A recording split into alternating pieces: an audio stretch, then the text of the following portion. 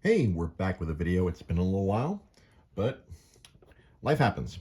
So what we're doing here, we're showing you different types of Switch games from different regions. And let me explain. So let's start with North American region. So here you go. This is a launch copy of Breath of the Wild. It's all in English. That's going to be very key for the next one I'm going to show you. But other than that, there's no difference between this North American version, well, US version, and then we have North American, Latin America. Well, you're going to ask me why. How will I know right away? Well, immediately, you got Spanish right there and the ASRB logo. And then a lot of the games will be bilingual right here. It's funny because during the Wii era, I think every game was made like this. But at some point, I guess with the Switch, they started making some US copies, and then they'd make these Latin American ones where everything would be dual language. I see a lot of these at work because at my job, we get a lot of our stuff from the Nintendo Latin America because I guess it's easier for us to get it from them. So now we're going to start going international here. So this is a sealed copy of Bravely Default 2, and this is from Europe. The easiest way to tell is, oh, you got your Peggy. That's the European version of the ESRB. And another thing that always stands out is on the sides, they have the different font. And then what's cool on these is that they have this cool little like zip strip or whatever. I forget what the formal name for this thing. The little opener where you can like tear it open and it's all Nintendo. See, my best friend bought this for me on Amazon. Something that's been happening on Amazon, which might be a separate video. It's like a lot of times sellers will get the European versions because they'll be cheaper and sell them on Amazon as if they were the US versions. This is a sticker that an Amazon seller would put on to cover it up, and I think Amazon had a huge problem with that.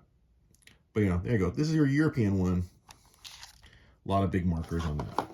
So let's go to this one over here, this copy of Bayonetta. This is a Japanese one. I ordered this from Play Asia because the US version got really hard to find and expensive, and I didn't want to pay extra. So there's your Japanese Radiance logo, CERO. You got your kanji right there. Everything in kanji. But of course, what's great about Nintendo Switch games is that it doesn't matter what region you have, that'll work in your system. You can see some of the differences here. This is published by Nintendo, made by Sega. So over here, this copy of River City Girls, which we have a video on. This is an Asian copy.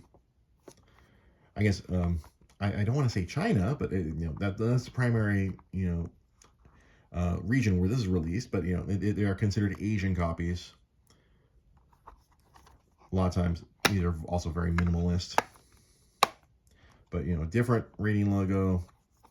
A lot of times, again, this is one where I bought the Asian version because I didn't want to pay the high premium for the limited run version.